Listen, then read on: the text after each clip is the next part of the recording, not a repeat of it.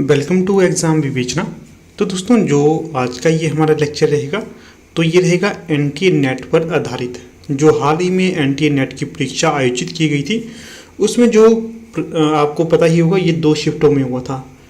तो दोनों शिफ्टों के प्रश्नों को हम यहाँ पर डिस्कस करेंगे, परंतु जो पहले हम डिस्कस करेंगे जो ये हमारा पूरा लेक्चर रहेगा ये रहेगा फर्स्ट शिफ्ट वाले प्रश्न पत्र का। ठीक है, जितने भी प्रश्न यहाँ पर हम डिस्कस करेंगे ये सारे के सारे होंगे ऑफिशियल आंसर की पर आधारित। जहाँ पर हमें लगेगा कि ये उत्तर ऑफिशियल आंसर की में गलत दिया गया है वो आपको अवगत करवा देंगे। बाकी सारे के सारे यहाँ पर ऑफिशियल आंसर की पर आधारित है, एनटीए नेट ने जो जारी की थी। जैसे 2 दिन पहले एनटीए नेट ने अपने आंसर की हर एक विषय की बता दी थी, उसमें हिंदी भी था। आप लोगों को ये पता होगा कि जो हिंदी की परीक्षा हुई थी 2 शिफ्टों में हुई थी। शिफ्ट 1 हुई थी मॉर्निंग में और शिफ्ट 2 हुई थी आपकी इवनिंग में। तो जैसे भी हो सके जब भी आपको हमें सेकंड शिफ्ट का प्रश्न पत्र मिले तो आपको हम उसकी वीडियो बनाकर दिखा देंगे। अगर आप लोगों में से किसी ने भी सेकंड शिफ्ट की परीक्षा दी हो या फर्स्ट शिफ्ट की परीक्षा दी हो, अगर आपके पास क्वेश्चन पेपर अवेलेबल है तो आप हमें, जो हमारा व्हाट्सएप नंबर है 8219312129, इस पर आप अपना प्रश्न पत्र हमें सेंड कर सकते हो, ताकि और भी क्लियरिटी, यहाँ पर थोड़े से ब्लर ब्लर क्वेश्चन पेपर आए हैं, उतने अच्छे से दिखाई नहीं दे रहे। अगर किसी के पास अच्छा क्वेश्चन पेपर हो तो वो हमें सेंड कर सकता है, ताकि आपको और भी साफ और क्लियर वीडियो हम उपलब्ध करवा दें। ठीक है, बाकी देखिए, अगर अभी तक आप हमारे टेलीग्राम और व्हाट्सएप ग्रुप के साथ नहीं जुड़े तो अभी आपको जुड़ना है। लिंक आपको डिस्क्रिप्शन बॉक्स में मिल जाएगा। हर एक लेक्चर का पीडीएफ वहाँ पर सेंड किया जाता है, ताकि आप लोग भी उन प्रश्नों को सॉल्व कर सकें। किस तरह के प्रश्न पूछे जाते हैं, किस तरह के प्रश्न हम लाते हैं आपके समक्ष। ठीक है, तो थोड़ा सा यहाँ पर बैकग्राउंड में शोर आ गया था, कोई बात नहीं। चलिए शुरू करते हैं आज के लेक्चर को। हाँ, वीडियो अच्छा लगे तो इसे लाइक, शेयर और चैनल को सब्सक्राइब आपने अवश्य करना है। देखिए, यहाँ पर आपके समक्ष 2 कथन दिए गए थे, तो इन्हें बताना था कि कौन सा सही है कौन सा गलत है। जैसे कि कथन 1 था, झूठा सच, तमस और जिंदगीनामा आदि उपन्यासों में अनेक पात्र पंजाबी पृष्ठभूमि के हैं, इसलिए इन उपन्यासों में हिंदी और उर्दू के अतिरिक्त कहीं कहीं पंजाबी के भी संवाद उपयोग में लाए गए हैं। तो जो यहाँ पर ये कथन है तो ये दोस्तों सत्य हो जाएगा कि जो झूठा सच है, तमस है और जिंदगीनामा है, ये तीनों उपन्यास पंजाबी पृष्ठभूमि के हैं। ठीक है, जैसे कि जो झूठा सच है ये किसका उपन्यास होगा? यशपाल जी का ये है। तमस किसका उपन्यास है? ये अपने भीष्म साहनी का उपन्यास है। और जिंदगीनामा किसका उपन्यास है? कृष्णा सोबती का है। ये तीनों ही पंजाबी पृष्ठभूमि पर आधारित उपन्यासों या रचना, कोई भी अन्य रचना करते थे, इनको आधार में रखकर, पृष्ठभूमि को आधार में रखकर करते थे। ठीक है, इसमें आपको हिंदी और उर्दू के अतिरिक्त कहीं कहीं पंजाबी के भी संवाद जो होते हैं वो उपयोग में लाए गए हैं। पूर्णतः सत्य कथन हो जाएगा ये। इसके पश्चात आपका बंटी के अनुसार बंटी का पूरा नाम अरूप बत्रा है, ये भी पूर्णतः सही हो जाएगा। ठीक है, दोनों कथन यहाँ पर सही हो जाएंगे। अगर प्रश्न बनेगा कि जो आपका बंटी है इसका प्रमुख पात्र कौन सा है, तो बंटी इसका प्रमुख पात्र होगा। जो आपका बंटी उपन्यास, ये अगर पूछा जाता है कि आपके बंटी उपन्यास की विधा क्या है, तो ये उपन्यास विधा की रचना है। और आपका बंटी किसका उपन्यास है? मनु भंडारी का ये उपन्यास हो जाएगा। तो यहाँ पर जो सत्य कथन होगा विकल्प ए हो जाएगा। कथन 1 और कथन 2 दोनों सही होंगे। ठीक है, इसके पश्चात दूसरा प्रश्न यहाँ पर दिया गया है, भारतवर्ष की उन्नति कैसे हो सकती है? निबंध में भारतेंदु जी ने सब उन्नतियों का मूल किसे माना है? तो जो सबसे महत्वपूर्ण बात तो ये है कि जो भारतवर्ष की उन्नति कैसे हो सकती है, ये किसकी रचना है? तो ये भारतेंदु जी की रचना है। और किस विधा की रचना है? निबंध विधा की रचना है। और इसमें सब उन्नतियों का मूल क्या माना गया है? धर्म को सब उन्नतियों का मूल माना गया है। काफ़ी महत्वपूर्ण है ये। फिर देखिए, वीडियो को आगे बढ़ाने से पहले आपको बता देता हूँ, अगर आप लोगों में से कोई भी HP PGT हिंदी की क्लासेस को ज्वाइन करना चाहता है तो वो देखिए, हमारी टीम के द्वारा HP PGT हिंदी के लिए न्यू बैच बिठाया गया है। ये 15 जुलाई से पहले शुरू हो जाएगा। जो भी इंटरेस्टेड कैंडिडेट होंगे आप में से, तो वो जल्द से जल्द इसमें एडमिशन ले सकता है HP PGT हिंदी के न्यू बैच में। तो अपनी तैयारी को सुदृढ़ कर सकता है। अगर आपको कोई भी क्वेरी करनी हो, कोई भी आपका डाउट हो, तो यहाँ पर देखिए हमारा व्हाट्सएप नंबर दिया गया है 8219312129 इस पे आप व्हाट्सएप करके इस जो हमारी न्यू पीजीटी हिंदी का बैच बैठ रहा है इससे संबंधित जानकारी ले सकते हो। इसी के तहत देखिए हमारा LT टेट के लिए भी न्यू बैच बैठ रहा है 25 जुलाई 2023 से संबंधित। तो अगर इसमें भी आप जुड़ना चाहते हैं, कईयों के टेट की एग्ज़ाम अच्छे नहीं हुए हैं तो इसमें जुड़ कर लाभ उठा सकता है। ठीक है, तो जो अगला प्रश्न यहाँ पर पूछा गया था, निम्नलिखित में से किस विद्वान ने 20वीं सदी में भारतीय काव्यशास्त्र संबंधी पुस्तक नहीं लिखी है।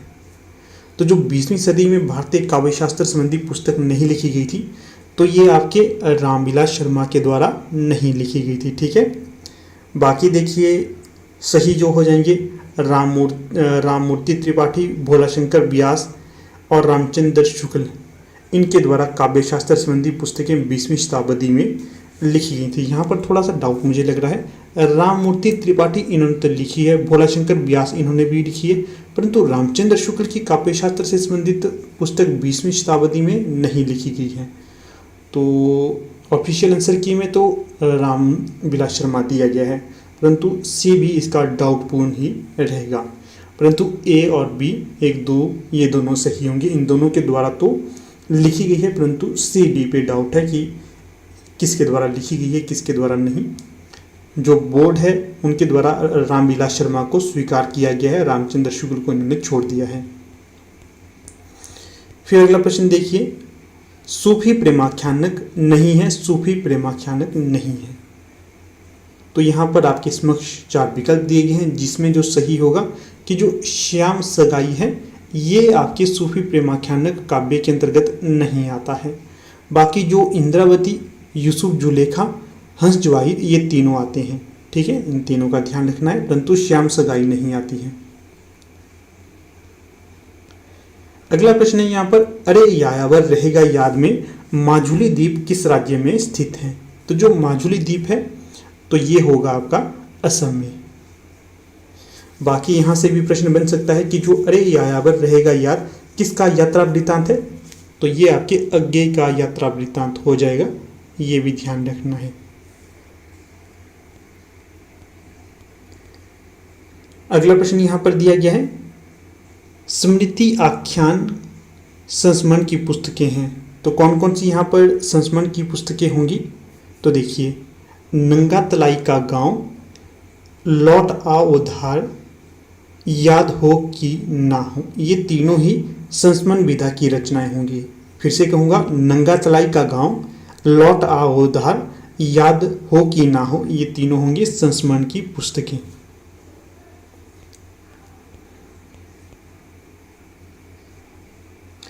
अगला प्रश्न है, प्रिय प्रभास का प्रथम सर्ग एक ही छंद में रचा गया। जो प्रिय प्रभास है हरिऔध जी की रचना, इसे हिंदी का प्रथम महाकाव्य भी स्वीकार किया जाता है। किस एक छंद में रचा गया है इसे ये बताना है यहाँ पर। तो ये होगा द्रुत विलंबित छंद, इसमें इसे रचा गया है, तो बी यहाँ पर सही हो जाएगा। यहाँ पर देखिए जो ये प्रश्न पत्र है ना केवल ये यूजीसी नेट हिंदी के लिए महत्वपूर्ण है। ठीक है, ये आपके लिए जैसे सेट की परीक्षा होती है हिमाचल में, इसके अलावा पीजीटी हिंदी की परीक्षा होगी, इसके अलावा एलटी कमीशन की परीक्षा होगी, इसके अलावा एलटी टेट की परीक्षा होगी, इसके अलावा कोई भी हिंदी साहित्य से संबंधित परीक्षा होगी, वहाँ पर आपको इसका हर एक प्रश्न पूछा जाएगा। हर एक प्रश्न बेहद ज़्यादा महत्वपूर्ण है ये, इसलिए आपको कह रहा हूँ। अगर आप लोग आगे एनटी नेट की तैयारी करने के बारे में सोच रहे हैं तो वहाँ पर भी आपके लिए काफ़ी फ़ायदेमंद साबित होगा। इसलिए आपने इसके हर एक प्रश्न को ढंग से देखना है, जो नहीं आता होगा उसको अपनी कॉपी में नोट डाउन करना है। इसलिए अच्छे से इसको देखिए शुरू से लेकर अंत तक। अगर कोई डाउट रहता है तो अवश्य कमेंट करिएगा, आपके कमेंट को देखा जाएगा, उसमें अगर कोई सुधार करने की आवश्यकता होगी तो उसको भी हम करेंगे।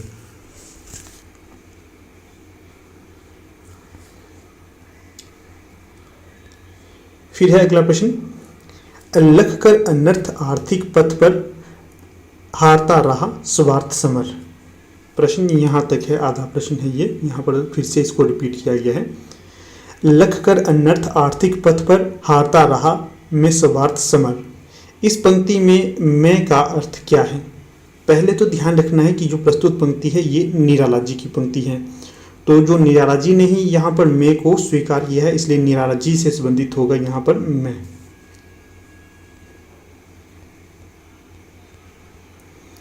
अगला प्रश्न देखिएगा, परिंदे कहानी के प्रारंभ में अंग्रेजी भाषा में एक उद्धरण है, यह किस लेखक का है? जो परिंदे कहानी है इसमें आपको अलग अलग तरह के संवाद देखने के लिए मिलेंगे, परंतु जो इसमें अंग्रेजी के भी प्रमुख संवाद होंगे, क्योंकि ये एक जो कॉलेज रहता है, स्कूल रहता है, उसमें जो आपका हॉस्टल का सीन यहाँ पर वर्णित होता है, हॉस्टल का, ठीक है ना। उसमें जो कैथरीन मैन्सफील्ड है, इनके द्वारा ये अंग्रेजी का कथन कहा गया था। कथन तो यहाँ पर वर्णित नहीं, परंतु ये कथन कैथरीन मैन्सफील्ड का ही होगा। यहाँ से ये भी प्रश्न बन सकता है कि जो परिंदे कहानी है ये किसकी होगी? तो ये निर्मल वर्मा की कहानी होगी, ये भी ध्यान रखना है आपने।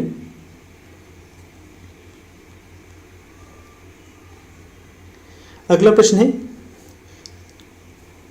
ये हत्यारे गांव के मुखिया हैं, गरीबों का खून चूसने वाले, सूद ब्याज, डेढ़ सवाई, नजर नजराना, घूस घास जैसी भी हो, गरीबों को लूटो, उस पर सुराज चाहिए, जेल जाने से सुराज ना मिलेगा, सुराज मिलेगा धर्म से, न्याय से। गोदान उपन्यास में ये कथन किसका होगा, ये बताना है। तो प्रस्तुत कथन गोदान उपन्यास से लिया गया है और ये धनिया का होगा। धनिया जो है ये होरी की पत्नी है, इसका ये कथन होगा यहाँ पर, ठीक है। और ये भी प्रश्न बनेगा कि गोदान किसका उपन्यास है, तो ये प्रेमचंद जी का उपन्यास होगा, ये भी ध्यान रखना है। गोबर, धनिया, शोभा, सीलिया, ये सारे के सारे होंगे आपके गोदान के पात्र।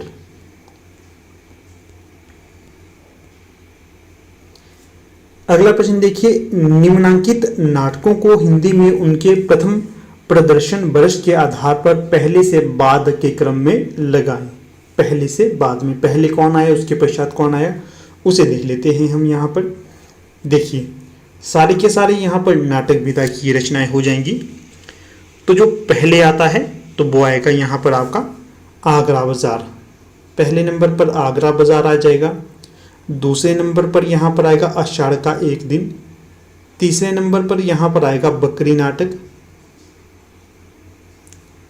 चौथे नंबर पर यहाँ पर आएगा माधवी, ठीक है। इस प्रकार से ये क्रम होगा। उसके पश्चात महाबली आएगा 5वें नंबर पर, ये क्रम रहेगा। तो यहाँ पर जो आषाढ़ का एक दिन है काफ़ी महत्वपूर्ण नाटक माना जाता है, ये मोहन राकेश का ये नाटक हो जाएगा। इसके पश्चात है चंचल किशोर सुंदरता की करती रहती रखवाली, मैं वह हल्की सी मसलन हूँ जो बनती कानों की लाली। ये किसका कथन होगा? ध्यान रखना है आपने कि जो कामायनी महाकाव्य है, कामायनी महाकाव्य, इससे इस कथन को लिया गया है, कामायनी से। समय इसका 1935 से 36 के बीच का माना जाता है और जयशंकर प्रसाद का ये महाकाव्य हो जाएगा, ठीक है, ध्यान रखना है। और लज्जा सर्ग से ही लिया गया है। कामायनी में कुल कितने सर्ग हैं? 15 सर्ग हैं। जो लज्जा, चिंता, ये इसके प्रमुख सर्ग माने जाते हैं।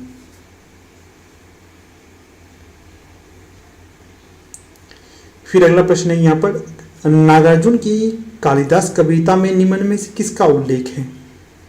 ब्लर हो गया है यहाँ पर, ये यहाँ पर दिखेगा।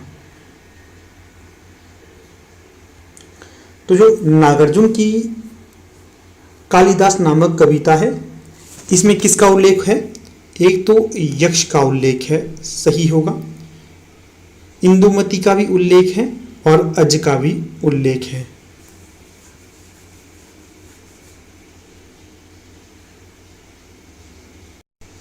फिर देखिए यहाँ से आपके और भी प्रश्न बनेंगे कि जो नागार्जुन की प्रमुख कविता कौन सी है जिसमें यक्ष, इंदुमती, अज का वर्णन है?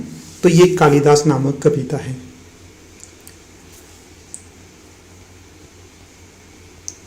अगला प्रश्न देखिएगा यहाँ पर, यहाँ पर सूची ए को सूची 2 के साथ मिलाना है। जैसे मिला लेते हैं, जो कृपी है ये बतलाना है किस उपन्यास की या फिर किस रचना की पात्र है या किस नाटक की पात्र है। जो कृपी होगी ये आपकी यह एक और द्रोणाचार्य की पात्र। ध्यान से देखिएगा, सारे के सारे पात्र महत्वपूर्ण हैं, आपसे पूछे जा सकते हैं। फिर जो किन्नी है ये किस नाटक की पात्र है, तो आधे अधूरे नाटक है इसकी पात्र होगी ये। फिर जो जमुना बहन है ये किसके नाटक की पात्र है, महाभोज इस नाटक की पात्र है। फिर जो कल्याणी है ये चंद्रगुप्त नाटक की पात्र होगी।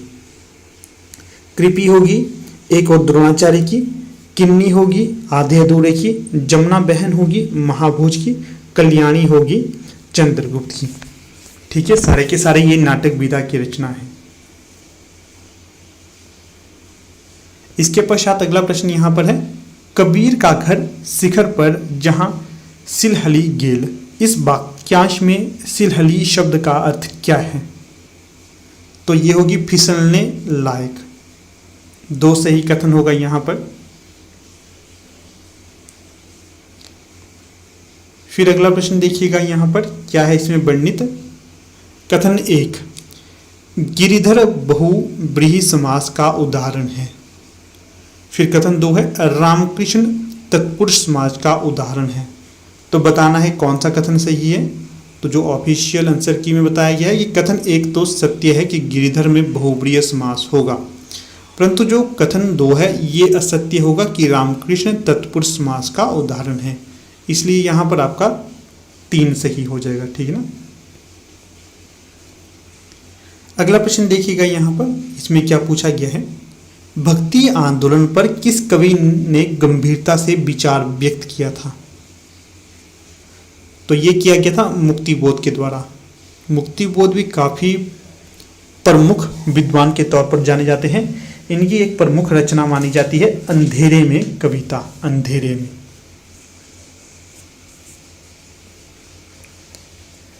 अगला प्रश्न है यहां पर, नागरिक प्रचारणी सभा के संस्थापक कौन कौन माने जाते हैं। तो जो नागरिक प्रचारणी सभा के संस्थापक के तौर पर जाने जाते हैं, शिव कुमार सिंह सही होगा, राम नारायण मिश्र, श्याम सुंदर दास, इन तीनों के द्वारा नागरिक प्रचारणी सभा की स्थापना की गई थी। काफी महत्वपूर्ण प्रश्न है। पूछा जाता है कि निम्न में से वो कौन व्यक्ति नहीं है जिसने नागरिक प्रचारणी सभा की स्थापना नहीं की है। अगर आपको पता होगा इन तीनों का नाम तो आपको कोई समस्या नहीं होगी। शिव, राम और श्याम, इस तरह से आप इन्हें याद कर सकते हैं। शिव, राम और श्याम, इन तीनों के द्वारा नागरिक प्रचारणी सभा की स्थापना की गई थी।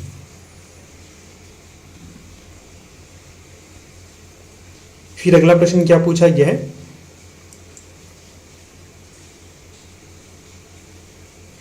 नीचे दिए गए में विकल्पों में से सत्य का चयन करना है। कथन देख लेते हैं हम। जो भरत मुनि ने नाट्यशास्त्र में 16वें अध्याय में अलंकारों का निरूपण किया है, तो सत्य हो जाएगा ये। फिर इसके पश्चात है, उद्भट, जयदेव और प्रतिहारेंदु राज अलंकार संप्रदाय के आचार्य माने जाते हैं, तो ये भी सही होगा। फिर है, काव्यादर्श के दूसरे और तीसरे परिच्छेदों में अलंकार निरूपण है, तो ये भी सही होगा। फिर जो काव्य अलंकार है इसमें 6 परिच्छेद दिए गए हैं, गलत होगा, 4 परिच्छेद हैं इसमें। फिर है, काव्य अलंकार सार संग्रह रुद्रट का ग्रंथ होगा, तो ये भी गलत हो जाएगा। यहाँ पर इनका ये संग्रह नहीं माना जाता। ठीक है, ध्यान रखना है आपने इसको। 3 कथन यहाँ पर सही होंगे, A, B, C। फिर देखिए पूछा जा सकता है कि जो नाट्यशास्त्र है किसका ग्रंथ है नाट्यशास्त्र, तो नाट्यशास्त्र आपका भारतेंदु का ग्रंथ माना जाता है। इसमें आपको रसों के बारे में संपूर्ण जानकारी मिलती है। इसके पश्चात ये रसों से संबंधित विद्वान माने जाते हैं, और जो उद्भट, जयदेव और प्रतिहारेंदु राज है ये अलंकार संप्रदाय के आचार्य माने जाते हैं, सही है। काव्यदर्श के दूसरे और तीसरे परिच्छेद में अलंकार निरूपण है, तो ये भी सही होगा। काव्यदर्श किसका ग्रंथ है, तो ये होगा दंडी का। काव्य अलंकार ये आपका बहामल का ग्रंथ माना जाता है, इसका भी ध्यान रखिएगा।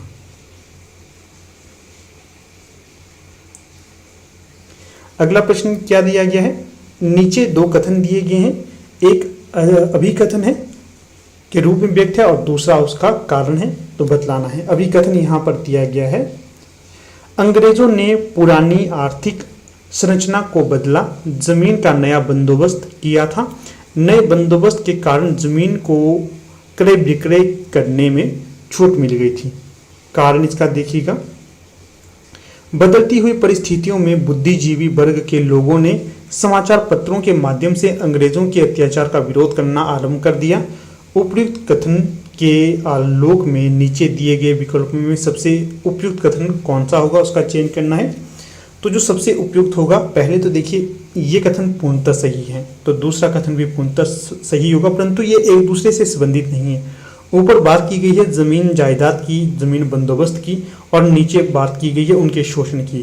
तो ये वैसे तो दोनों सही होंगे, परंतु जो यहाँ पर है कि ए और आर दोनों सही हैं, परंतु आर ए की सही व्याख्या नहीं है, तो ये सही हो जाएगा यहाँ पर, ठीक है ना।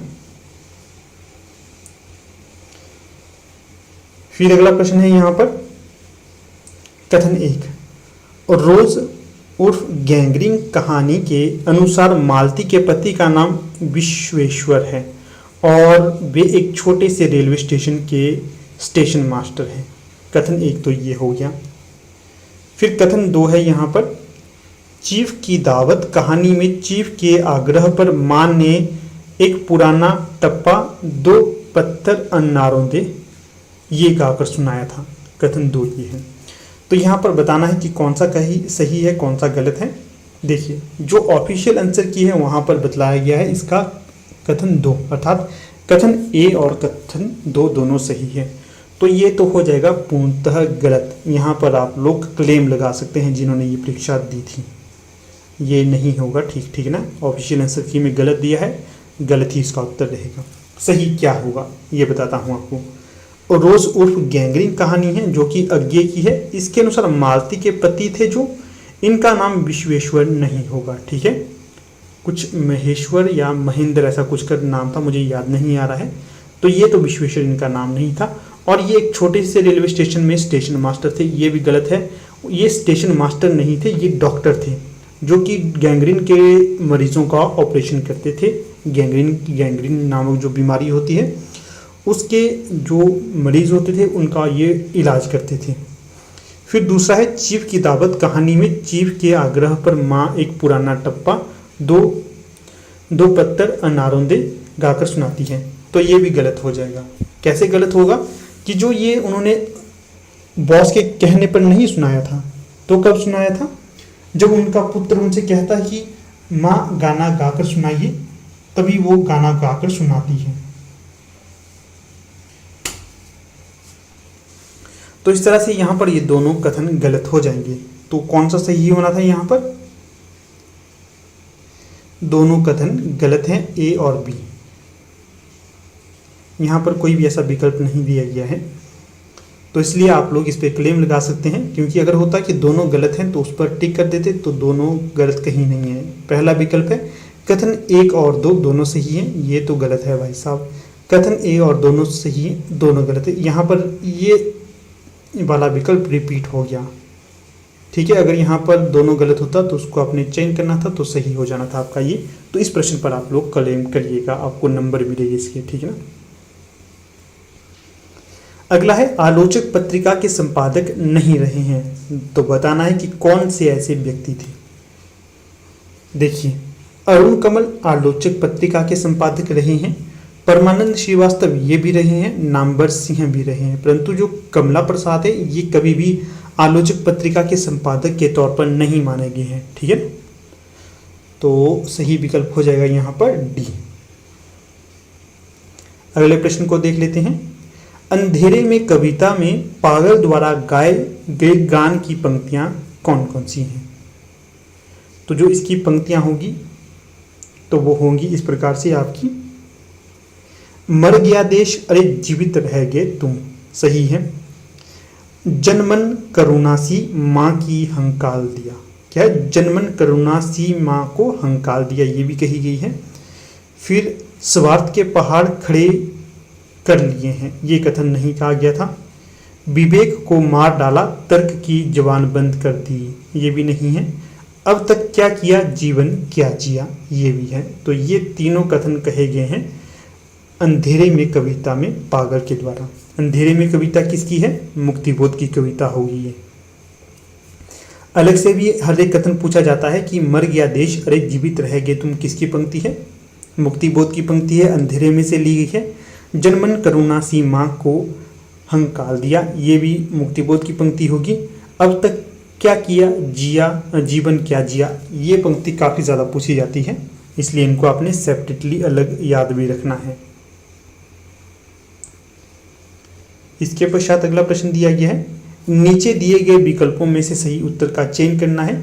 नागमती वियोग खंड में नागमती की विरह व्यथा की अभिव्यक्ति के लिए जायसी द्वारा रचित पंक्तियां हैं। तो बताना है जायसी के द्वारा रचित पंक्तियां कौन कौन सी होंगी।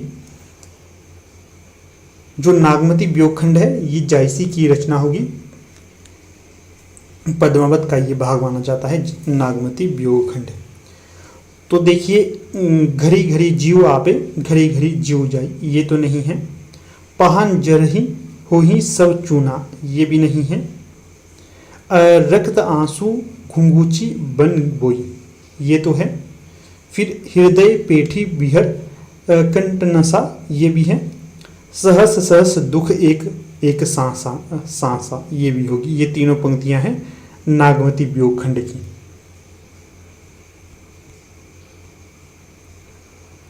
अगला प्रश्न इस प्रकार से, निम्नांकित नाटकों को उनके प्रथम प्रकाशन वर्ष के अनुसार पहले से बाद के क्रम में लगाइए। तो लगा लेते हैं।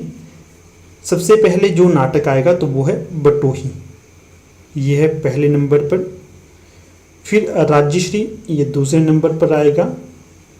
फिर आएगा आपका पहला राजा तीसरे नंबर पर।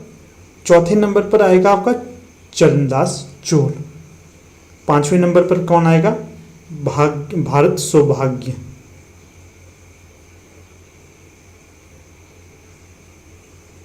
थोड़ा सा गलत हो गया यहाँ पर, रुकिए फिर से इसको लगाते हैं हम।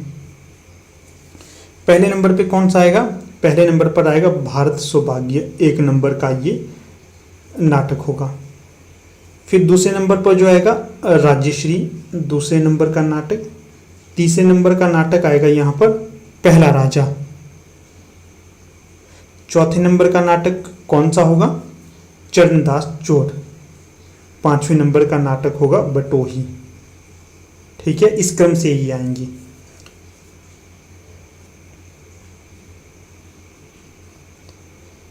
फिर अगला प्रश्न यहां पर दिया गया है, जयशंकर प्रसाद के नाटकों को मंच पर सफलतापूर्वक प्रस्तुत करने वाले निर्देशक हैं। तो ये थे बी कारंत, शांता गांधी।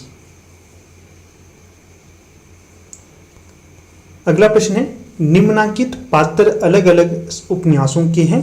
पात्रों को तत्संबंधी उपन्यासों के प्रथम प्रकाशन वर्ष के अनुसार पहले से बाद के क्रम पर लगाना है। जैसे कि पहले नंबर पर जो आएगा तो वो आएगा सरस्वती। फिर जो अगला पात्र है भैरवी, दूसरा। तीसरे नंबर पर यहाँ पर बंती आएगा, ये जो पात्र है बंती महिला है। फिर जो चौथे नंबर की पात्र होगी तो ये है बेला। पांचवें नंबर की पात्र कौन है, लीजा। तो इस प्रकार से ये क्रम रहेगा, ठीक है ना। अगला देखिए प्रश्न, अगले प्रश्न में क्या पूछा गया है, सूची 1 को सूची 2 के साथ सुमेलित करना है। तो यहाँ पर एक तरफ यहाँ पर रचना दी गई है और ये जो यहाँ पर इसका विषय इत्यादि है ये इससे संबंधित करनी है, रचना किससे संबंधित। जैसे कि आयु और ऋतुओं का संबंध किस रचना से संबंधित होगा, तो ये होगा उत्तर फाल्गुनी के आसपास। फिर माता, मातृभूमि और जन्मभूमि प्रेम किसमें वर्णित है, तो ये है आपके उठ जाग मुसाफिर, इस रचना से संबंधित। फिर कल्याण का रूप, ये किससे संबंधित होगा, शिवमूर्ति जो रचना है, निबंध है, उससे संबंधित है ये। नई पीढ़ी के प्रति पुरानी पीढ़ी की चिंता, ये किसमें बताया गया है, मेरे राम का मुकुट भीग रहा है। इस प्रकार से ये एक दूसरे से संबंधित विषय और रचना होगी। अगला प्रश्न है यहाँ पर, लालपान की बेगम कहानी में स्त्री पात्र हैं, तो बताना है कौन कौन से स्त्री पात्र इसमें वर्णित हैं।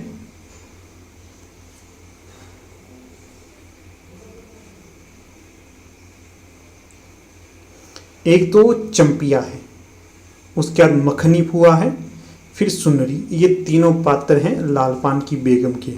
किसकी कहानी होगी लालपान की बेगम? तो ये होगी आपकी रेणु जी की कहानी। मेला अंचल भी इन्हीं की रचना मानी जाती है। तो विकल्प 4 यहां पर सही होगा, B D E, Champiya, Makhni फुआ और सुनरी। फिर अगला प्रश्न यहां पर दिया गया है, किस कहानी के लोग बड़े बड़े नखों को पसंद करते हैं? किस कहानी नहीं, किस स्थान के लोग बड़े बड़े नखों को पसंद करते थे, ये बतलाना है। तो जो गौड़ देश के लोग हैं ये करते थे बड़े बड़े नखों को पसंद।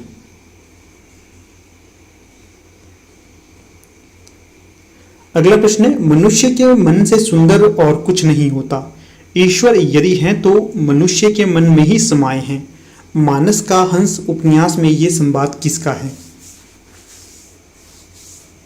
तो जो ये संवाद होगा तो ये होगा मोहिनी का। इसका मोहिनी नामक जो पात्र है मानस के हंस का, उसका ये संवाद वर्णित है। पूछा जा सकता है जो मानस का हंस है ये किस विधा की रचना है? उपन्यास विधा की रचना है। मोहिनी किस उपन्यास की पात्र है? तो मानस के हंस की पात्र है। ये भी प्रश्न बन सकता है कि मानस का हंस किसकी रचना, ये किसका उपन्यास है? तो अमृतलाल नागर का ये उपन्यास हो जाएगा। फिर अगला प्रश्न यहां पर वर्णित है, निम्नांकित अनुवादों को उनके हिंदी में पहली बार प्रकाशित होने के वर्ष के अनुसार पहले से बाद के क्रम में लगाना है। तो ये अनुवाद है, पहले किसी और भाषा में थे, बाद में से हिंदी और खड़ी बोली इत्यादि में अनुदित किया गया था। तो देखिए जो क्रम रहेगा यहाँ पर, सबसे पहले तो आएगा एकांतवासी योगी, 1 नंबर इसका होगा। दूसरे नंबर पर आएगा श्रांत पथिक। तो तीसरे नंबर पे जो आएगी वो रचना है कामदेव विश्व प्रपंच, हाँ ये। चौथे नंबर पर आएगा आपके समक्ष खड़िया का घेरा। 5वें नंबर पर आएगा आपका ये कामदेव का अपना बसंत ऋतु का सपना। तो ये क्रम रहेगा यहाँ पर। तो ये प्रश्न रिपीटेड है, पहले ही हमने इसे देख लिया है। फिर अगला प्रश्न यहाँ पर है, मुझे अपनी कविताओं के लिए दूसरे प्रजातंत्र की तलाश है। प्रस्तुत कथन किसकी कविता से वर्णित है?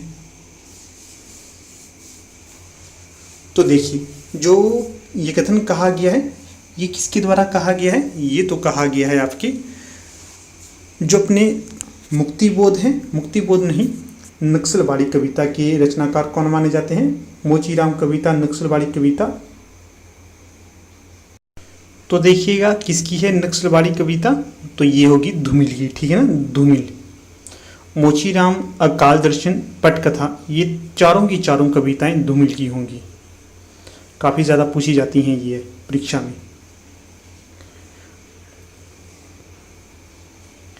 अगला प्रश्न है यहाँ पर, एक तरफ है आचार्य, दूसरी तरफ है पुस्तक, इन दोनों का मिलान कर लेना है। तो कर लेते हैं मिलान। देखिए भानुदत्त, जो भानुदत्त हैं, तो जो भानुदत्त की रचना हो जाएगी तो ये हो जाएगी रसमंजरी। और रामचंद्र गुणचंद्र की रचना हो जाएगी नाट्य दर्पण। फिर शारदा तनय की रचना कौन सी होगी? भाप्रकाश, भाप्रकाशन। और महिम भट्ट की रचना कौन सी होगी? व्यक्ति विवेक। इस प्रकार से यहाँ पर जो सही विकल्प हो जाएगा विकल्प 2। तो आंसर की में शायद इसका भी गलत उत्तर दिया गया है, विकल्प 4 यहाँ पर उन्होंने बतलाया है, परंतु सही उत्तर इस प्रकार से होगा। इस प्रश्न पर भी आप क्लेम कर सकते हो, एक बार ढंग से देख लेना क्या यही वो प्रश्न है। शायद मुझसे गलती तो ना हुई हो इसको चेक करने में, परंतु जो सही उत्तर होगा तो वो इस तरह से विकल्प 2 ही है जो मैंने बताया आपको। फिर अगला प्रश्न है, कथन एक है यहाँ पर, विलियम वर्ड्सवर्थ के अनुसार कविता स्वतः स्फूर्त अभिव्यक्ति है। और कथन दो है, कॉलरिज के अनुसार रम्य कल्पना केवल स्मृति पर निर्भर है, जबकि कल्पना प्रेरणा और अवधारणा आदि अनेक स्रोतों से सामग्री संचय करती है। तो बताना था कि कौन सा यहाँ पर सही होगा, तो दोनों सही होंगे कि जो वर्ड्सवर्थ के अनुसार कविता स्वतः स्फूर्त अभिव्यक्ति है, पूर्णतः सही है ये। फिर एक कॉलरिज के अनुसार रम्य कल्पना केवल स्मृति पर निर्भर है, जबकि कल्पना प्रेरणा और अवधारणा आदि अनेक स्रोतों से संबंधित संचय करती है। तो ये भी सही होगा, इस कारण विकल्प ए यहाँ पर चयनित किया जाएगा। फिर अगले प्रश्न की ओर रुख करते हैं। अगला प्रश्न आपके समक्ष दिया गया है, निम्नलिखित घटनाओं को पहले से बाद के क्रम में व्यवस्थित करना है। घटना क्या क्या है? तो जो सबसे पहले घटना घटी थी, ब्रह्म समाज की स्थापना हुई थी, पहले नंबर पर आएगा। दूसरे नंबर पर आएगा आर्य समाज की स्थापना, और तीसरे नंबर पर कौन सा आएगा? तीसरे पे आएगा आनंद मठ की स्थापना या प्रकाशन। फिर चौथा जो नंबर होगा यहाँ पर ये होगा, विश्व धर्म सभा में विवेकानंद के द्वारा संबोधन किया गया था। और सबसे अंत में यहाँ पर क्या होगा? गीतांजलि का प्रकाशन वर्ष सबसे अंत में है, पांचवें नंबर पे है ये। फिर अगला प्रश्न यहाँ पर दिया गया है, इंस्पेक्टर माता दीन चांद पर कहानी के अनुसार इंस्पेक्टर माता दीन ने चांद पर जाकर जो काम किए उन्हें पहले से बाद के क्रम में लगाने हैं। सबसे पहले क्या किया गया था वहाँ पर मिस्टर माता दीन के द्वारा चांद में जाकर? तो ये किया गया था, थानों में हनुमान मंदिर बनाए गए थे। फिर क्या किया गया था? पुलिस वालों की तनख्वाहें कम की गई थी, दूसरे नंबर पे ये आ गया। तीसरे नंबर पे आया था वहां पर जान बचाने वाले आदमी को अपराधी बनाकर जेल में डाल दिया गया। फिर चौथे नंबर पे ये किया गया कि पुलिस को मानवतावाद इस अवधारणा में पुलिस वालों का विश्वास जगाया गया, चौथे नंबर पे ये हो गया। पांचवें नंबर पे ये आया कि नकली चश्मदीद गवाह बनवाना सिखाया गया। तो इस प्रकार से ये जो क्रम था इंस्पेक्टर माता दीन चांद पर, ये यहां पर क्रम होगा। फिर अगला प्रश्न है, किस रचना के एक पात्र की जबान पर उठते बैठते निम्नलिखित दोहा रहता था? पुरुष सिंह जो उद्यमी, लक्ष्मी ताकरी चेरी, भाग्य भरोसे जे रहें, कुपुरुष भाषहीं टेरी। तो क्या भूलूं क्या याद करूं, जो अपना ये आत्मकथा है, जो बच्चन जी हैं उनकी ये आत्मकथा मानी जाएगी, हरिवंश राय बच्चन, इससे संबंधित ये कथन यहाँ पर हो जाएगा।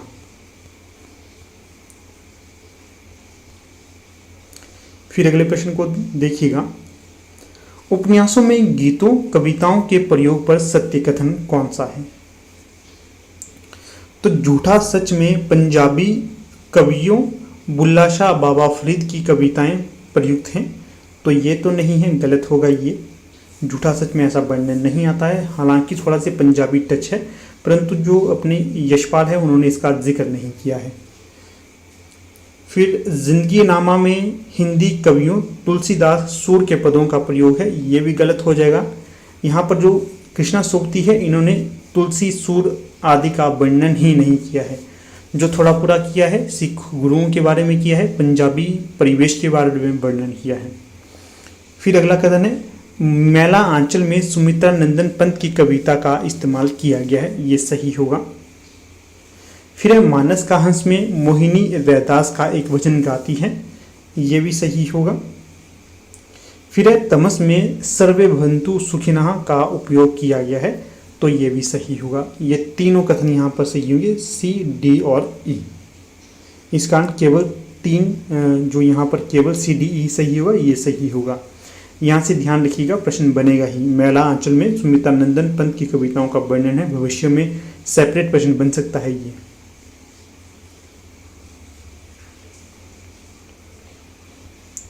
फिर अगला प्रश्न देखिए, सूची ए को सूची 2 के साथ सुमेलित करना है। सूची ए में पंक्ति दी गई है, सूची 2 में पुस्तक या कविता है। तो पंक्ति देखिए, पूछेगा जग किंतु पिता का नाम ना बता सकेंगे।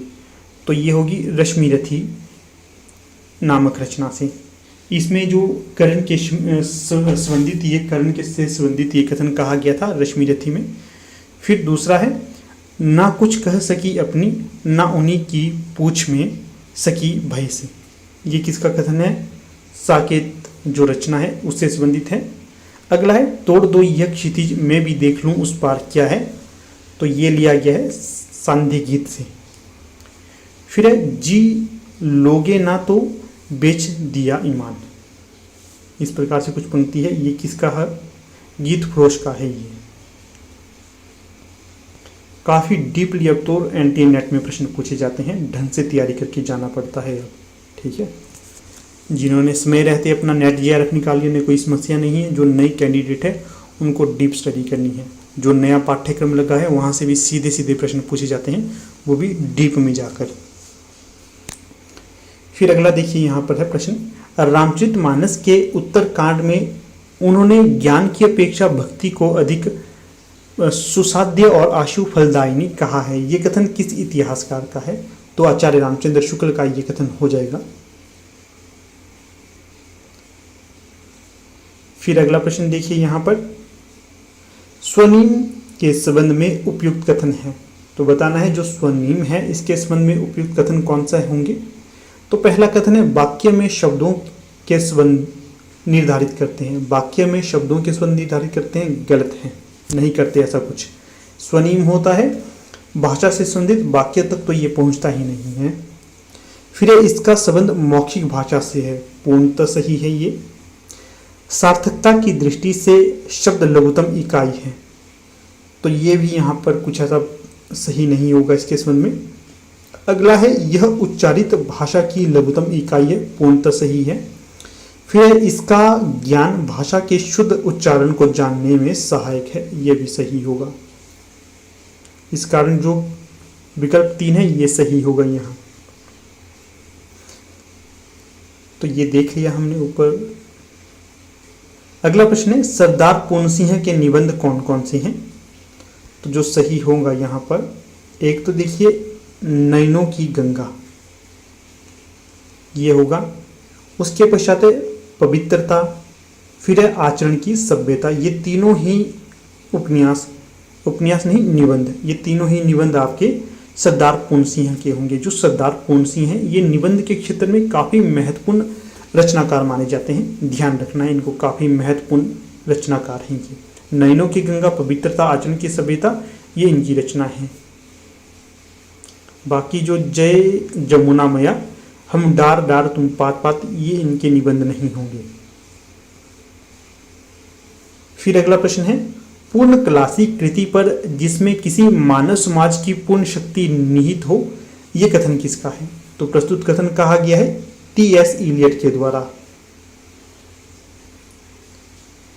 अगला प्रश्न देखिएगा, स्कंदगुप्त के स्त्री पात्र हैं। तो बताना है स्कंदगुप्त नामक जो नाटक है इसके स्त्री पात्र कौन कौन से हैं? जेता नहीं है, देवकी है, फिर मालिनी भी है और रामा भी है, चंदा भी नहीं होगी। चंदा तो जयशंकर प्रसाद की जो एक कहानी है उसकी पात्र मानी जाती है।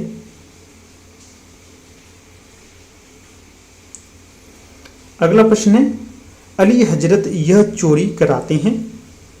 अजी हजरत यही चोरी कराते हैं। पुलिस वाले के संबंध में ये कथन मोहसिन के द्वारा कहा गया था कि जब ये ईदगाह कहानी का जो ईदगाह कहानी के पात्र है ना, जैसे आपके मोहसिन हो गए, नूरा हो गए, सामी हो गए, तो जब ये आपस में मेले देखने जाते हैं तो उस समय ये आपस में बात करते कहते हैं कि अजी हजरत यही चोरी कराते हैं। शहर के जितने चोर डाकू हैं सब इनसे मिले रहते हैं। रात को ये लोग चोरों से कहते हैं चोरी करो और आप दूसरे मोहल्ले में जाकर जागते रहो ये पुकारते हैं।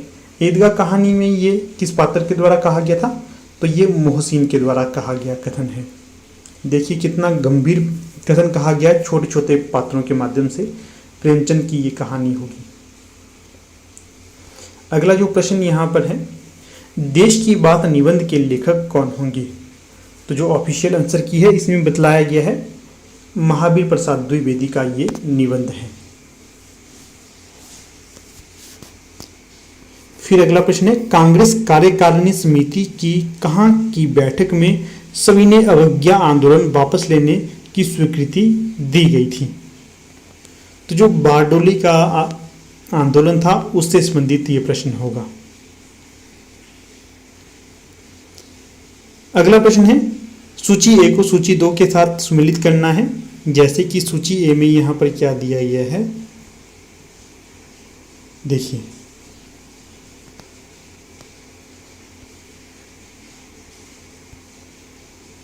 जो उसने कहा कहानी है, इसमें कुछ पंजाबी के वर्ड हैं, उनका पूर्ण सही रूप बताना है, हिंदी में क्या प्रयोग होता है इसका।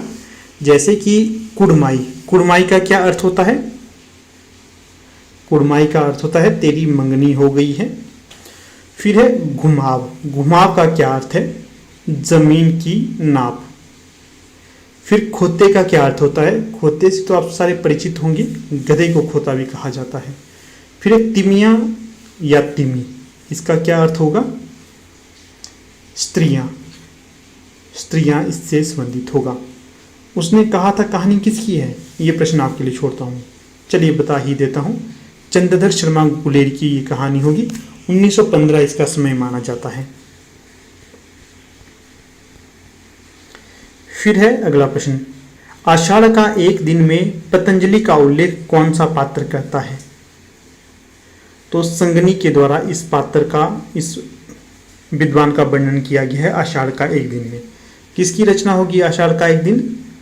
तो ये होगी मोहन राकेश की। और जो आषाढ़ का एक दिन है, कालिदास इसका प्रमुख पात्र माना जाता है। अगला प्रश्न है, डॉक्टर तुलसीदास के ननिहाल में स्वतंत्रता आंदोलन का नेतृत्व किसने किया था? तो डॉक्टर तुलसीराम है जो, इनके ननिहाल में स्वतंत्रता आंदोलन का नेतृत्व किया गया था तेज बहादुर सिंह के द्वारा। और जो डॉक्टर तुलसीराम है दलित रचनाकार या दलित आत्मकथाकार माने जाते हैं। मुर्दिया जो इनकी प्रमुख आत्मकथा स्वीकार की गई है, जिसमें इन्होंने बहुत ही डीपली वर्णन किया गया है किस प्रकार से दलितों से व्यवहार किया जाता था। अगला प्रश्न है, रामचंद्र शुक्ल ने आदिकाल के अपभ्रंश काव्य में शीर्षक प्रकरण में निम्न कवियों का उल्लेख किया है। तो किन किन कवियों का उल्लेख किया है? तो देवसेन, सोमप्रभ सूरी और विद्याधर, इन तीनों का वर्णन रामचंद्र शुक्ल ने आदिकाल के अपभ्रंश काव्य शीर्षक प्रकरण में इनका वर्णन किया है। फिर अगला प्रश्न है, सूची ए को सूची 2 के साथ सम्मिलित करना है। तो देखिए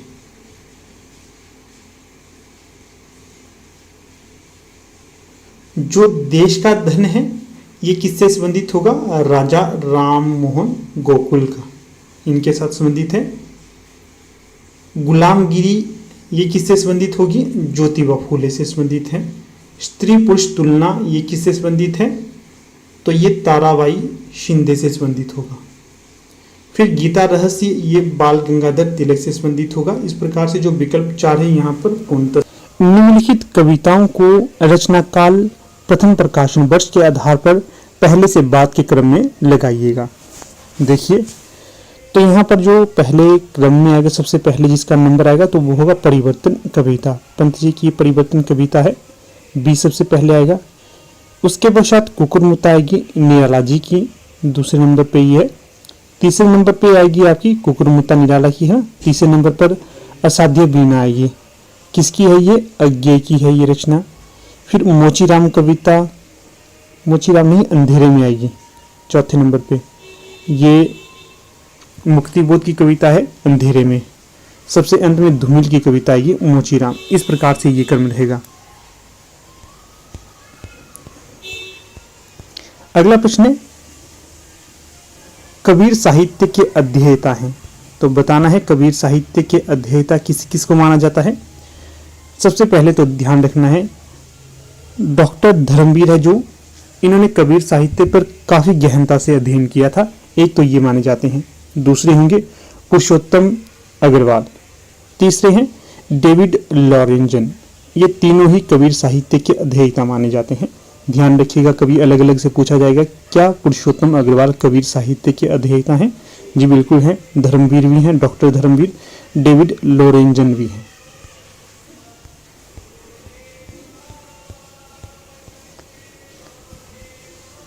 अगला प्रश्न देखिए यहाँ पर, आकारांत एक वचन पुल्लिंग संज्ञाओं के विकृत रूप का प्रत्यय क्या है?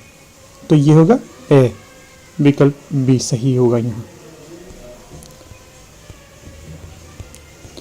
इसके पश्चात अगला प्रश्न यहाँ पर दिया गया है, निम्नलिखित विकल्पों में से सही का उत्तर चयन करना है। यहाँ पर एक तरफ कवि दिया गया है और दूसरी तरफ अध्येता दिए गए हैं। किस विद्वान के द्वारा किस कवि पर अच्छे से रिसर्च की गई है उसके संबंध में जानकारी बतलाई गई है वो, जैसे कि यहाँ पर मिलान कर लेते हैं। विद्यापति पर किसका गहन अध्ययन रहा है? तो ये शिव प्रसाद सिंह का रहा है, शिव प्रसाद सिंह का 1 का 4। फिर सूरदास पर किसका रहा है? हजारी प्रसाद द्विवेदी का। हजारी प्रसाद द्विवेदी जो अपने कबीरदास पर है, इनके ऊपर भी गहन अध्ययन करा है हजारी प्रसाद द्विवेदी ने। आप लोगों को ये भली भांति परिचित होगा कि जो नेट की तैयारी कर रहे हैं, जो आचार्य रामचंद्र शुक्ल हैं, ये एक तरह से कबीरदास को नकारते हैं, परंतु कबीरदास को किसके द्वारा निखारा गया है, किसके द्वारा इनके महत्व को उजागर किया गया है, कबीरदास के महत्व को, तो वो हजारी प्रसाद द्विवेदी के द्वारा किया गया था। ध्यान रखने योग्य बातें हैं। फिर जो बिहारी को किसने अच्छे से पढ़ा लिखा है? तो ये बच्चन सिंह है। फिर घनानंद, ये अपने इमरे वंगा है।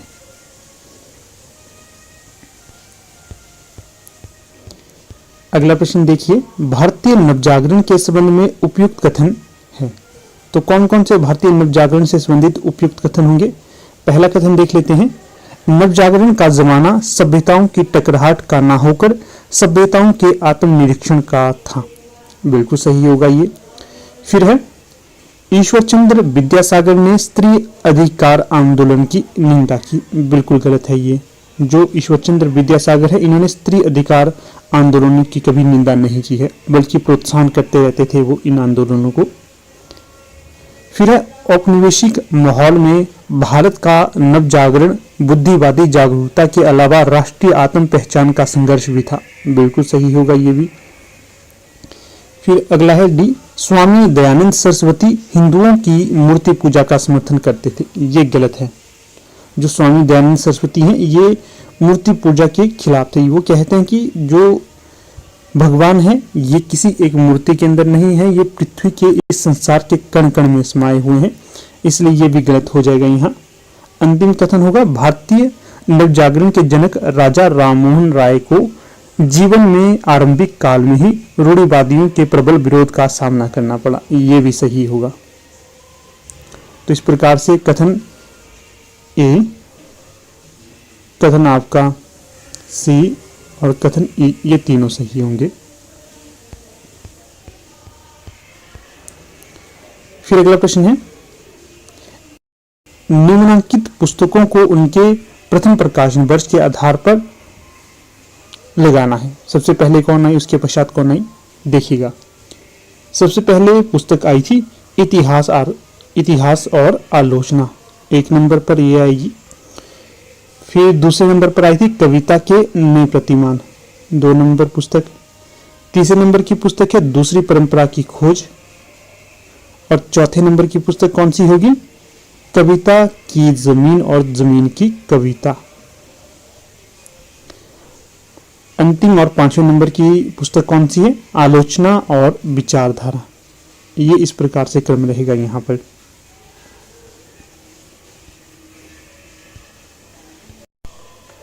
अगर प्रश्न बने कि ये सारी की सारी आलोचनात्मक पुस्तकें किसकी हैं, तो ये डॉक्टर नामवर सिंह की होंगी, ये भी ध्यान रखना है।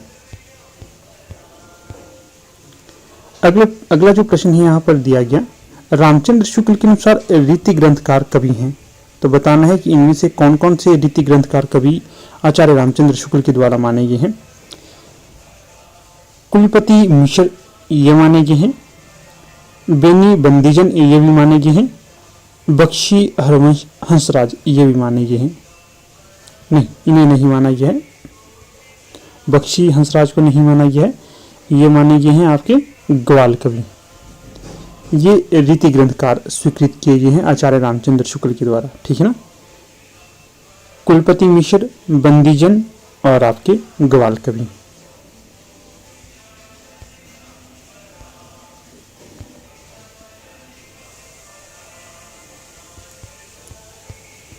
अगले प्रश्न को देखिएगा,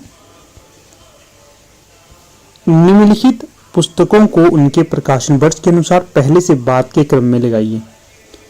तो सबसे पहले जो रचना आएगी तो वो आएगी आपकी इतिहास तिमिरनाशक, 1 नंबर की रचना है। फिर होगी दुर्लभ बंधु, तीसरे नंबर पर जो रचना आएगी चंद्रकांता संतति, चौथे नंबर की रचना हो जाएगी आदर्श हिंदू, और 5वें नंबर की रचना हो जाएगी पथिक। ये क्रम यहां पर सही रहेगा। फिर अगला प्रश्न है यहाँ, संस्कृति के 4 अध्याय में तिलक के बारे में उपयुक्त बातें कौन सी हैं? तो देखिए, गीता रहस्य में तिलक जी ने सुस्पष्ट घोषणा की कि गीता के उद्देश्य निवृत्ति नहीं प्रवृत्ति का प्रतिपादन किया करते हैं। सही होगा ये। फिर दूसरा सही होगा यहाँ पर, तिलक के उपदेश तत्कालीन समय में वीरता, निर्भीकता और सच्चाई के सबसे बड़े उपदेश थे। अगला जो सत्य कथन है, तिलक जी ने बताया है कि योग का अर्थ गीता में कर्म है। तो ये 3 कथन यहाँ पर सही होंगे संस्कृति के अध्याय में तिलक जी के बारे में। और ये प्रश्न बने कि जो संस्कृति के 4 अध्याय ये किसकी रचना है? तो ये रामधारी सिंह दिनकर की रचना होगी। फिर अगला प्रश्न यहाँ पर दिया गया है, निम्नलिखित में से भारतेंदु के निबंध कौन से हैं? तो भारतेंदु के जो निबंध होंगे, वैष्णवता और भारतवर्ष, लेवी प्राण लेवी, भारतवर्ष की उन्नति कैसे हो सकती है। ये 3 जो निबंध हैं ये भारतेंदु हरिश्चंद्र के हो जाएंगे। देवनागरी लिपि के संबंध में निम्नलिखित बातें उपयुक्त हैं। कौन कौन सी उपयुक्त होंगी? जैसे बोला जाता है देवनागरी में वैसे लिखा जाता है, पूर्णतः सही है। एक लिपि चिन्ह में अनेक ध्वनियों को व्यक्त करने की क्षमता है, तो ये असत्य होगा। यहाँ संविधान में देवनागरी लिपि में लिखित हिंदी को राजभाषा माना गया है, ये सही है। देवनागरी लिपि में पंजाबी और उड़िया भाषा लिखी जाती हैं, गलत होगी। स्पष्ट सी बात है, जो पंजाबी है ये देवनागरी में नहीं लिखी जाती, गुरुमुखी लिपि में लिखी जाती है। फिर ध्वनि और संकेत में निश्चितता है, तो ये तीनों कथन यहाँ पर सही हो जाएंगे। ठीक है, इनका ध्यान रखना है। ए, सी और ई, ये 3 कथन सही होंगे।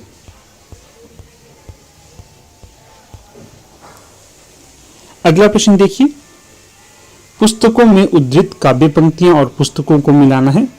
जैसे कि उठ गए आज बापू हमारे, झुक गया आज झंडा हमारा, ये किस रचना से संबंधित होगा? तो ये था क्या भूलूं क्या याद करूं रचना से। फिर है सोने की थारी में जेब न परोसो, रामा जेबना न जेवे हमारा बतमा, ये कथन किससे संबंधित होगा? मूर्धहिया आत्मकथा से।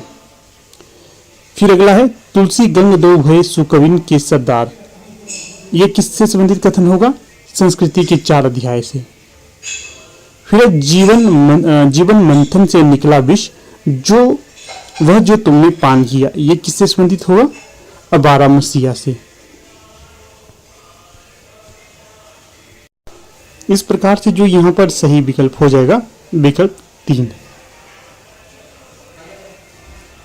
देखिए यहां से प्रश्न ये भी बन सकता है, संस्कृति के 4 अध्याय किसकी रचना है? ऊपर बता दिया था। अब 12 मसीहा किसकी रचना है?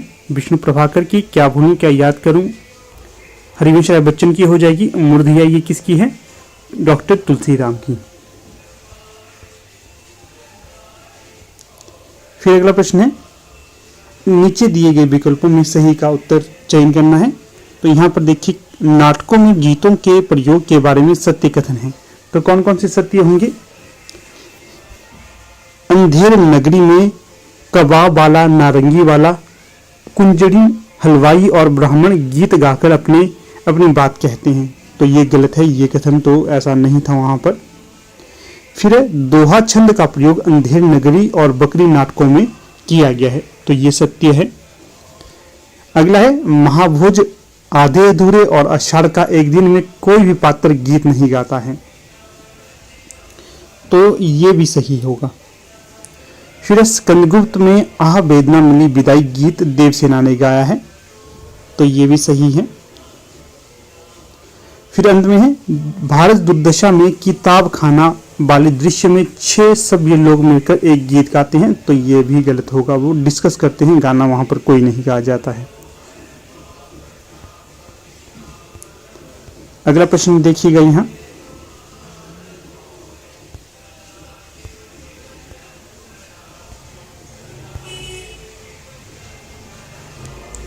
भारत दुर्दशा नाटक में निम्न पात्रों के मंच पर आने का सही क्रम क्या होगा? तो सबसे पहले जो आता है प्रश्न विकल्प के अनुसार, यहाँ पर जो विकल्प दिए गए उसके हिसाब से सही होगा। भारत सबसे पहले आएगा 1 नंबर, उसके पश्चात भारत दुर्दशा आता है, तीसरे नंबर पे आता है रोग, और चौथे नंबर पर आलस्य, और 5वें नंबर पर मदिरा आती है। ये क्रम होगा। अगला प्रश्न, निम्नलिखित में से अभिकारी शब्द हैं, तो जो अभिकारी शब्द कौन है? क्रिया विशेषण, ये आपका अभिकारी शब्द होगा। अगला प्रश्न यहां पर है, भारत लोकतंत्र की आलोचना करने वाला नाटक युग्म है, कौन सा होगा यहां पर? वो बकरी और महाभोज, ये दोनों ही भारतीय लोकतंत्र की आलोचना करने वाले नाटक होंगे। प्रश्न अगर आपसे पूछा जाए बकरी नाटक किसका है, तो ये आपका सर्वेश्वर दयाल सक्सेना का हो जाएगा। महाभोज ये आपका मनु भंडारी का हो जाएगा। ठीक है, इसको याद रखिएगा। प्रश्न बन सकता है किसका है और क्या इसका विषय है। भारतीय लोकतंत्र की आलोचना यहाँ पर की गई है। बतलाया गया है किस प्रकार से घटिया राजनीति यहाँ पर की जाती है। अगला है, उत्तर फाल्गुनी के आसपास निबंध के आधार पर दिए गए विवरणों में आयु को छोटे से बड़े क्रम में संयोजित करें, तो जो क्रम यहाँ पर सही होगा तो इस प्रकार से है। पहले नंबर पे तो आएगा आपका जीवन के सम्मुख फण उठाए एक प्रश्न चिन्ह को उपस्थित करता है, कथन 1। इसके पश्चात जो अगला है दूसरे नंबर पे जो आएगा तो वो है आपका, इसमें जीर्णता और जर्जरता नहीं है, यह जरा और वृद्धता का प्रतीक नहीं है, 2 नंबर। तीसरे में जो आएगा तो वो होगा, डैश से ज्यादा असभ्यता अश्लीलता है, अनैतिकता है, तीसरे नंबर पे ये कथन होगा। चौथे नंबर पे ये वाला कथन है आपका, क्या है इसमें, जरा और जीर्णता की आगमनी का समाचार काल तुरंत दूर से ही हिनहिनाकर दे जाता है। सबसे अंत में ये कथन आएगा आपका, तब में व्यवस्था के पुतली घर की इन यंत्र कन्याओं से माफी मांगकर उत्तर पुरुष की जय जयकार बोलते हुए मंच से बाहर आ जाऊंगा। इस प्रकार से कुछ इसका क्रम रहेगा। काफी डीपली प्रश्न पूछा गया था। अगला प्रश्न, निम्नलिखित में से अर्ध समृद्ध स्वर कौन से हैं? ए और ओ ये आपके अर्ध समृद्ध स्वर होंगे। अगला प्रश्न है, आगरा बाजार नाटक का आरंभ किस नज़म से होता है? तो जो नज़म थी शहर अशोभ या अशोभ कह सकते हैं। किसका नाटक है ये आगरा बाजार? हबीब तनवीर का। फिर अगला प्रश्न देखिएगा, दिल्ली दरबार दर्पण निबंध के अनुसार किलात के खां को सब मिलाकर कितनी कीमत की वस्तुएं तोहफे में देते हैं या उन्हें कितनी मिलती है तोहफे में वस्तुएं? तो मूल्य होता है इनका 25,000 रुपए। अगला प्रश्न क्या है, सत्य कथन। तो यहां पर जो सत्य कथन होंगे वो इस प्रकार से हैं, भरत के नाट्यशास्त्र में रीति के लिए प्रवृत्ति शब्द का उल्लेख है, सही हो जाएगा। फिर कुंतक ने रीति को मार्ग कहा है, ये भी सही है। फिर भोज ने अवंतिका और मागधी नामक 2 वृत्तियों की उद्भावना की है, ये तीनों सही कथन हो जाएंगे यहां पर।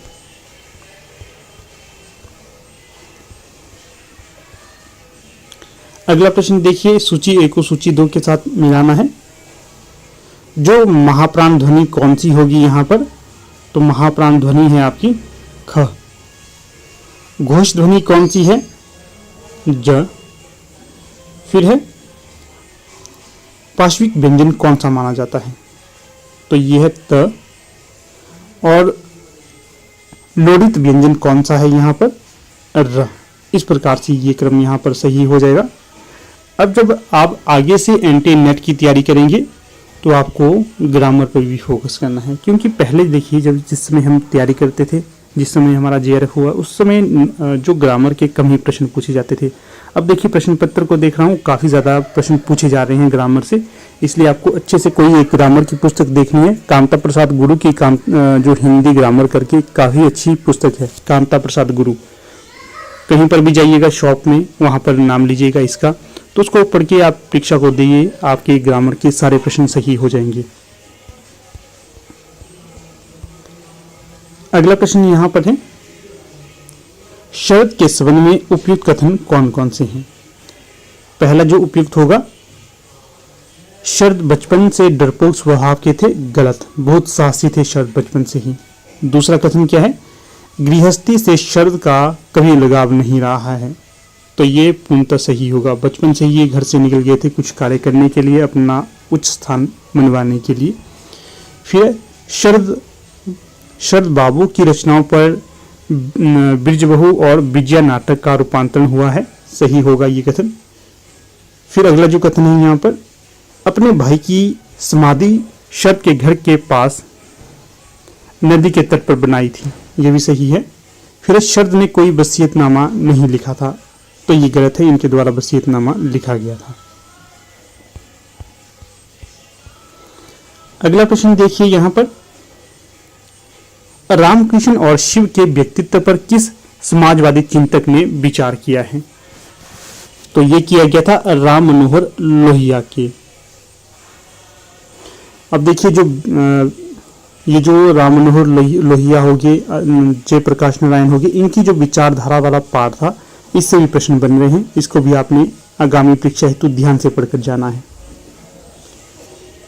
फिर अगला प्रश्न यहाँ पर है, सूची ए को सूची 2 के साथ सम्मिलित करना है। स्त्री पात्र को उसके पति या प्रेमी के साथ सम्मिलित करना है। जो शीला है ये किससे संबंधित रहेगी? रतन से संबंधित है। तारा ये किससे संबंधित होगी? असद से संबंधित होगी। कनक ये किससे संबंधित है? पूरी से है। उषा ये आपकी है राजेंद्र से संबंधित है। अगला प्रश्न देखिए, मालवी का केंद्र है, तो बताना है मालवी का केंद्र कहां माना जाता है? इंदौर में। अगला प्रश्न, तीसरी कहानी के अनुसार हीराबाई का संबंध किन 2 कंपनियों से हुआ? एक तो था मथुरा मोहन कंपनी और दूसरा रोता कंपनी। इन 2 कंपनियों से हीराबाई का संबंध रहा है। तीसरी कहानी किसकी है? रेणु जी की कहानी है ये तीसरी कसम। अगला प्रश्न, कोसी का घटवार कहानी में लक्ष्मा के संदर्भ में आए शब्द चरेऊ का क्या अर्थ है? काला चरेऊ का क्या अर्थ है? तो ये हुआ सुहाग चिन्ह। सुहाग चिन्ह। अगला प्रश्न है, मैला आंचल के अनुसार बावनदास के मृत्यु स्थल को ग्रामीणों ने क्या रूप दिया? तो ये दिया था चेत्रिया पीर का रूप दिया था ग्रामीणों ने। अगला प्रश्न है यहाँ पर, एक रूप हिंदू तुर्क दूजी दशा ना कोय, मन की दुविधा मानकर भय 102। यह कविता किस कवि की है? तो ये बनारसी दास जैन की हो जाएगी। अगला प्रश्न है, बहिष्कृत भारत पत्र का प्रकाशन किस वर्ष आरंभ हुआ था? 1927 में यह आरंभ हुआ था।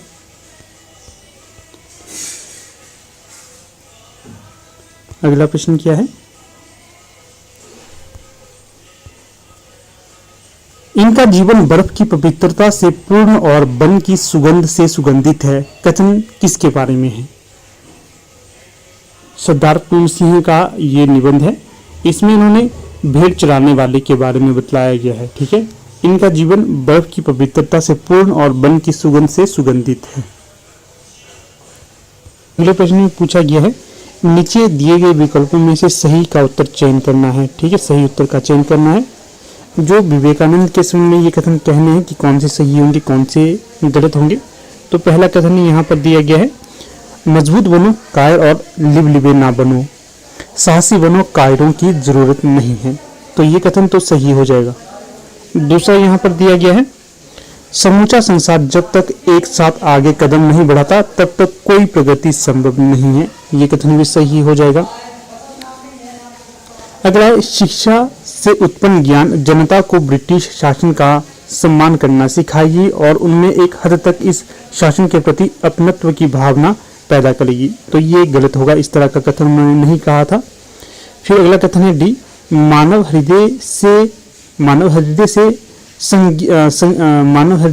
हृदय में से संगीन की नोक के बूते बुराई को हटाने में यकीन नहीं रखता है। तो ये भी गलत हो जाएगा कथन, ये भी सत्य नहीं होगा। अगला कथन है, समाज के सभी सदस्यों को संपत्ति, शिक्षा अथवा ज्ञान प्राप्त करने के लिए समान अवसर मिलने चाहिए। ये 3 कथन सही हो जाएंगे। ठीक है, अगला प्रश्न देखिएगा, विज्ञान और कविता पुस्तक के लेखक कौन हैं? तो ये जो पुस्तक है इसके लेखक हो जाएंगे साइंस एंड पोइट्री के I.A. रिचर्ड्स। ये सही विकल्प।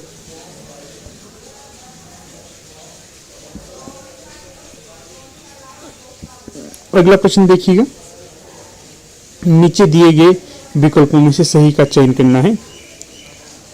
प्रश्न है, पाश्चात्य काव्य चिंतक वर्ष के अनुसार पहले से बाद के क्रम में व्यवस्थित करना है। तो देख लेते हैं। जो सबसे पहले आएंगे विलियम वर्ड्सवर्थ, पहले नंबर पे आते हैं। दूसरे नंबर पे आएंगे कॉलरिज। तीसरे नंबर पे जो यहाँ पर आएंगे मैथ्यू अर्नोल्ड। चौथे नंबर पे आएंगे आपके T.S. इलियट और सबसे अंत में आएंगे I.A. रिचर्ड्स।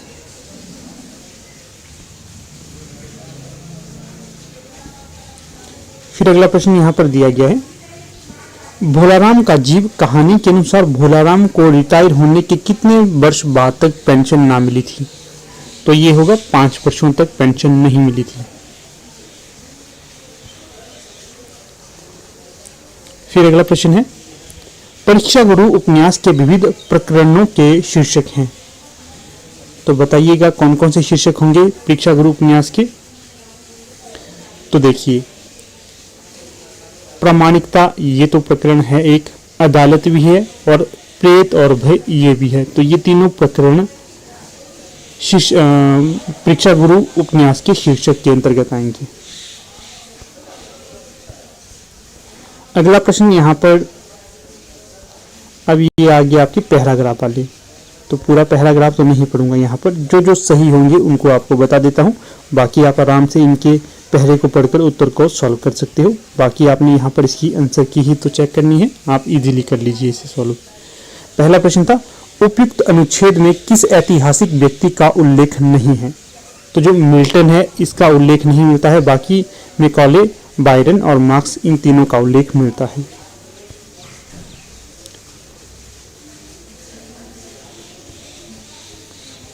फिर अगला प्रश्न है, उपयुक्त अनुच्छेद के अनुसार आधुनिक चिंतन के जिन पश्चिमी रचनाकारों विचारकों ने प्रोत्साहन प्रदान किया उनमें नहीं है। तो जो नहीं होंगे तो नीत्शे नहीं होंगे, बाकी मिल, स्पेंसर और लॉक ये तीनों होंगे। उपयुक्त पैराग्राफ को पढ़ने के बाद आपको ये तथ्य मिलेंगे। फिर अगला प्रश्न है, उपयुक्त अनुच्छेद के अनुसार अंग्रेजी राज में शिक्षा संबंधी सुधारों का उद्देश्य नहीं था। तो भारत की आत्मा को नवजीवन देने के लिए ये शिक्षा नहीं थी, बाकी ब्रिटिश शासन के प्रति अपनत्व पैदा करने के लिए थी, अंग्रेजों की महानता का डंका पीटने के लिए थी, जनता में ब्रिटिश शासन के प्रति सम्मान पैदा करने के लिए ये शिक्षा थी। फिर पश्चिमी विचारों ने निर्णायक भूमिका अदा की है। उपयुक्त अनुच्छेद के अनुसार पश्चिमी शिक्षा द्वारा भारत में विकसित का विचारधारा का अंग नहीं था। तो ये सर्वधर्म समभाव ये नहीं था।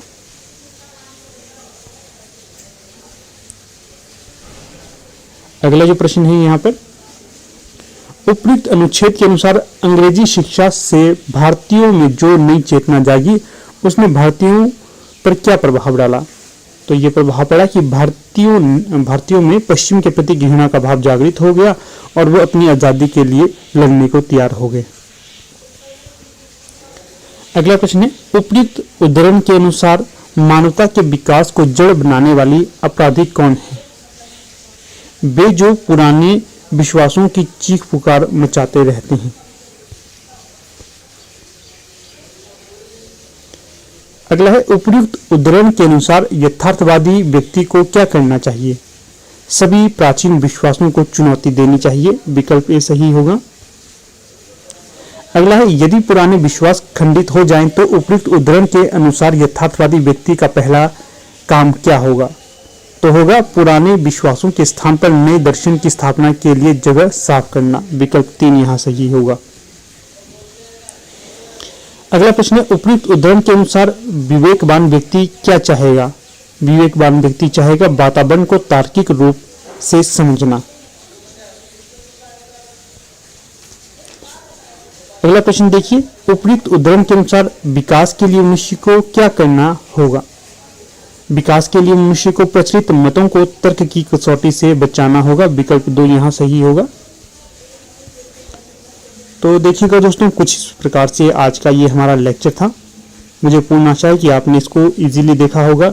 जो महत्वपूर्ण तथ्य आपको लगे होंगे उनको आपने यहाँ पर नोट किया होगा।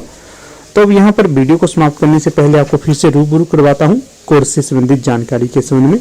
HP PGT हिंदी के लिए न्यू बैच बैठ रहा है 15 जुलाई 2023 से।